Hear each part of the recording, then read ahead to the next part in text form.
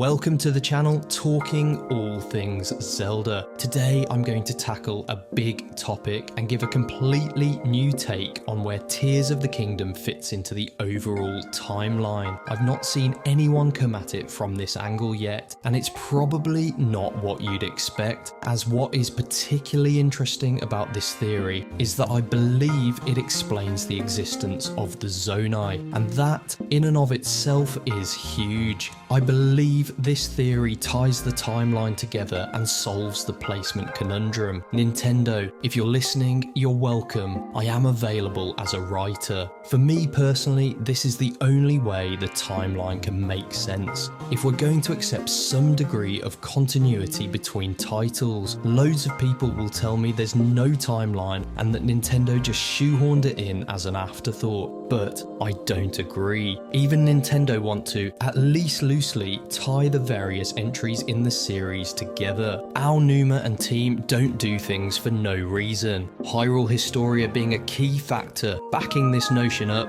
and then all the throwbacks and teasers in each Zelda game. They always like to connect the games to some degree. Give me an example, I hear you say. Okay, I'll do just that. Look at the discourse between Ganondorf and Link in Wind Waker. He specifically references the fact that he thinks Wind Waker's Link is the hero of time reborn, i.e. the very same Link from Ocarina of Time and Majora's Mask. Then, look at the example in Twilight Princess. Ganondorf is executed in a flashback in that game, specifically because of his plot in Ocarina of Time. The hero of time even teaches the hero of Twilight the tricks of the trade when it comes to swordplay. And I know what Aonuma and Fujibayashi said in Famitsu with regards to the possibility that the Wild Era could be so far in the future that Hyrule has been founded again, but they leave it to player speculation. And in any case, the theory I'm about to discuss works if you were to apply this time lapse.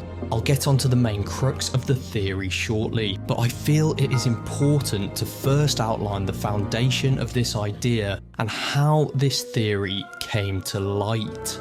It was born by virtue of the fact that the events of the imprisoning war in Tears of the Kingdom's distant past, while clearly not an exact replica or retelling, are very similar in narrative structure to Ocarina of Time. While playing through the story in Tears of the Kingdom, I noticed a lot of similarities between it and the aforementioned genre-defining 90s game.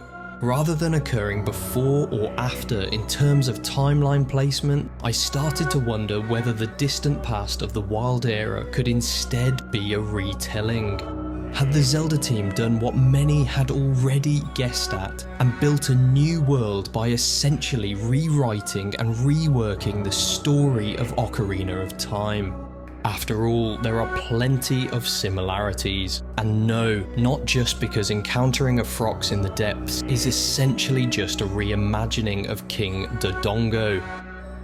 Before I come on to the timeline theory here, I'd like to highlight some tangible examples of the similarities, the first of which encompasses the fascinating memory scene whereby Ganondorf pledges his allegiance to the King of Hyrule, Rauru, which is directly akin to the famous scene in Ocarina of Time, whereby Zelda and Link watch the same thing happen through a window in Hyrule Castle. Another interesting part of this scene depicts the presence of twin rover at Ganondorf's side, TOTK and Kumi, who are known to be Ganondorf's surrogate mothers in Ocarina of Time and also a formidable adversary in their own right. Being the final boss of the Spirit Temple, we know it is them from their green skin, which no other Gerudo have, other than Ganondorf and Twin Rover, also from the sapphire and ruby on their respective foreheads, with each colour scheme intentionally forming the underside of each sister's cloak, and the pattern on their clothing. The gloom weapons in Tears of the Kingdom also include insignia that form the words TOTK and Kumi on them, which is inscribed in Hylian text. This is something we also saw on Ganondorf's sword in The Wind Waker, one of many incredibly cool details. The final similarity I'd like to draw your attention to is sealing Ganondorf or Ganon in Ocarina of Time after he has unleashed his evil upon the world of Hyrule. Remember, much of Ocarina of Time's world was in ruin, which is mirrored by the imprisoning war in Tears of the Kingdom following relentless attacks at the hands of Ganondorf's army, as depicted by the murals under the castle. In each story, Ganondorf can only be sealed and not defeated entirely, but crucially, and this point is critical when presented alongside my upcoming main theory. Crucially, it is not the same. Firstly, there is no hero in Tears of the Kingdom's imprisoning war, just the sages and the two remaining Zonai. Secondly, there are different sages. For example, there were no Rito in Ocarina of Time, and Zelda is a sage in Tears of the Kingdom's past. Thirdly, the Zonai were not even in existence in Ocarina of Time, so why are they present in Tears of the Kingdom? Sure, species and side characters do vary across Zelda entries, but the Zonai are so crucial to the story here that surely they would transcend games and time periods as pivotal figures and characters. Finally, the witches, or Ganondorf's surrogates, are much younger here, and I'd question whether they would even be classed as witches in Tears of the Kingdom, as they look more likely to rely on their physical prowess as warriors rather than any kind of magical abilities. With this in mind, let's get into this theory, in which I'll first take you back to the very beginning, Skyward Sword, and the idea that events could have played out differently, which in actuality could occur in any game. But this theory centres on an earlier timeline split, and the incredibly interesting connotations that stem from it. Because who's to say there can't be more than one split? There has been no update following Hyrule Historia's initial publication back in 2011 after all. Well, what about if we have another hero falls timeline, but this actually occurs much earlier, i.e. at the Skyward Sword stage, meaning that Link falls to demise, and all the world is covered in an all-consuming darkness, with the various races taken to the brink of extinction, and subsequently we get a new branch, the Darkness Timeline, where Hyrule is eventually born as new, seeing as it was never actually born at the end of Skyward Sword.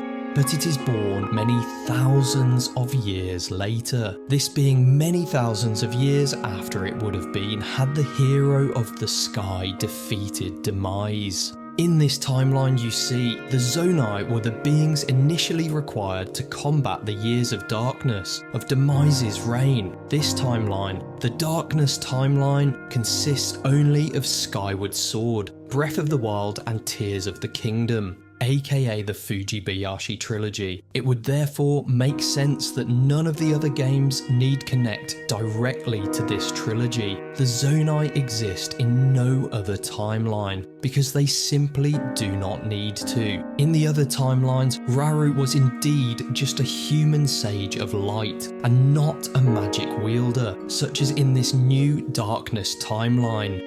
Remember as well, in the other timeline split, that seeing the hero fall is never actually written into Ocarina of Time. It is taken from the concept of the game over screen being the actual and canon end of the game, with Ganondorf's reign of terror not being brought to an end in this period of time. In the same way that species have evolved on our planet Earth over thousands of years to adapt to harsh and ever-changing environments, the Zonai race developed into such powerful beings solely to combat an imbalanced world ruled by an all-consuming evil, Demise. What is really interesting about this is that Ganondorf is aware of this in Tears of the Kingdom. Watch this key part of the show of fealty memory again. When your Zonai ancestors first descended upon these lands long, long ago, they must have seemed to be gods. And now you rule as king, and have taken a Hyrulean woman as your wife. Your Majesty has certainly risen above your admirable lineage. Most impressive. It is unfortunate that the noble Zonai no longer grace this world with their presence. All except you and your sister, that is. When you read between the lines, Ganondorf is making his true intentions clear, specifically when he says, "It's a shame the mighty Zonai are no longer around, and it's just you and your sister left." What he is really saying is that there will not be enough power available to mount a defense against the return of Demise's power, soon to be embodied within Ganondorf. The Zonai are clearly an essential line of defense, having succeeded where Link didn't in Skyward Sword. This exchange is key, a pivotal story point. Ganondorf is acutely aware of how powerful the Zonai are, and that they were the reason for Demise's downfall in the first place. He's taunting Rauru here, the inference being that he knows that the Zonai are fading. He knows the extinction of the Zonai draws near, while his own power concurrently grows stronger. And their power was what made this the most technologically advanced civilization of Hyrule we have ever encountered. Look at the Sheikah and Zonai technology by way of proof. No other entries in the series have seen anything close to this. Their power, and perhaps the source of their power, makes sense, particularly with the Zonai's heavy worship of the Triforce elements, Din, Nehru and Farour. All their ruins point to this, having built their temples with owl, boar and dragon symbolism, each being connected to wisdom, power and courage respectively. But why do they worship the goddesses to this extent? What has caused this devotion, and where did the three other dragons come from? Well, it gets even more interesting here. I theorise that each of the dragons, other than the light dragon obviously, were previously the Zonai committed to the destruction of Demise, who have swallowed stones akin to Rauru's secret stones, linked to each of Din, Nehru and Farour. They essentially merged with the goddesses, or leased the power of the goddesses to create the dragons, with all three dragons combined producing the requisite power to vanquish Demise and his era of darkness, at least for a time, and thus plays out the events that should have played out if the hero of Skyloft had succeeded, i.e. the ending of Skyward Sword, whereby Demise is defeated, but has enough power remaining to construct and put into place the cyclical curse of hatred. I think that the remaining Zonai may have even been tied to Demise's fate as part of this curse, and were cursed to weaken over time, and eventually become extinct, finally falling to Demise's reincarnation, Ganondorf, when Rauru succumbs to this evil by sacrificing himself.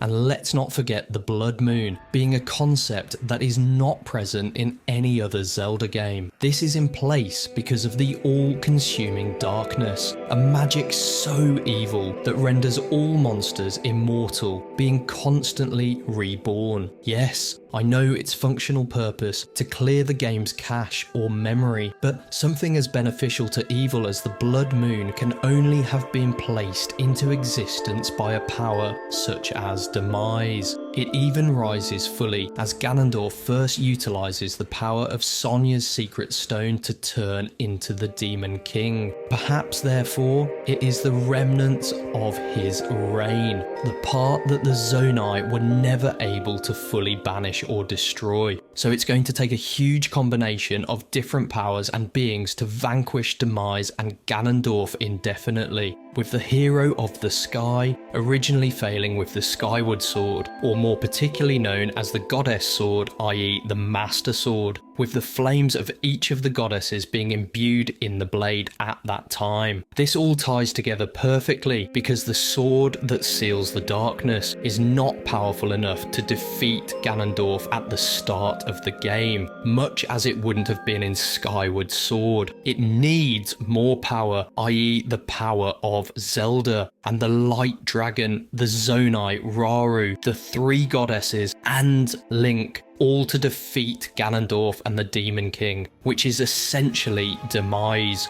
Remember, the power of the Zonai did not form part of the contribution to the Hero of the Skies battle. It was a key component missing. It's no coincidence that Fi's theme plays when Link sends the Master Sword back through time, and the sword flashes and makes the same iconic sounds from Skyward Sword. This adds weight to my theory. Fi is almost saying, let me go. I need to heal. We won't lose to him again. We need to try something new. And this leads me on to another key point here. My take on the ending was that this evil was finally, completely and utterly destroyed. It was not sealed or halted or allowed the chance to curse the descendants of our heroes. It is finally the end of this malice that has haunted Hyrule for millennia.